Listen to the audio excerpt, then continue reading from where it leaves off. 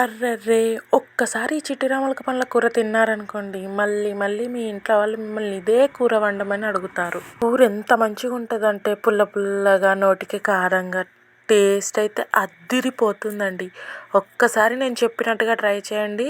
మీరు ఖచ్చితంగా ఈ కూరకైతే పెద్ద ఫ్యాన్ అయిపోతారు. లేట్ చేయకుండా ప్రాసెస్ ఏంటో చూసేద్దాం, వచ్చేయండి. ఫస్ట్ అయితే చిట్టి రామలక పళ్ళను మంచిగా కడిగైతే తీసుకున్నా. ఇప్పుడైతే పొయ్యి మీద గంజి పెట్టుకుని అందులో అయితే నూనె పోసుకున్నా. నూనె మంచిగా కాగిన తర్వాత అందులో ఆవాలు, జీలకర్ర అయితే వేసుకున్నా. ఇప్పుడు అందులో అయితే ఒక 3 పచ్చిమిరపకాయలను అయితే కట్ చేసుకొని వేసుకున్నా. పచ్చిమిరపకాయలు మంచిగా గోలిన తర్వాత అందులోనే అల్లం వెల్లిగడ్డ అయితే వేసుకున్నా. అల్లం వెల్లిగడ్డ కూడా మంచిగా గోలిన తర్వాత అందులోనే పసుపు అయితే వేసుకున్నా. పసుపు వేసుకున్న తర్వాత ఇప్పుడు అందులో వేసుకున్న చూడండి అసలు సిసలైన మన చిట్టి రామలక పళ్ళను. వాటిని చూస్తేనే నోట్లో నీళ్ళు అయితే ఊరిపోతాయండి నాకైతే.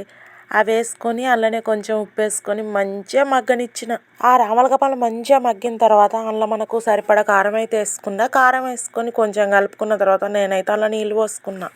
కూర మంచిగా ఎగురుతున్న టైంలో ఇప్పుడైతే నేను అందులో కొత్తిమీర పొడి వేసుకున్నా. కొత్తిమీర పొడి వేసుకొని లో ఫ్లేమ్లో ఒక 5 నిమిషాలు అయితే పొయ్యిని పెట్టుకొని అందులోనే మనకు కొంచెం కొత్తిమీరకైతే అయితే వేసుకున్నాండి. ఇంకేముందండి, మన కూర అయితే అయిపోయింది. మీరు కూడా ఒకసారి ట్రై చేసి ఎట్లా వచ్చిందో నాకు కామెంట్లో చెప్పుండ్రి.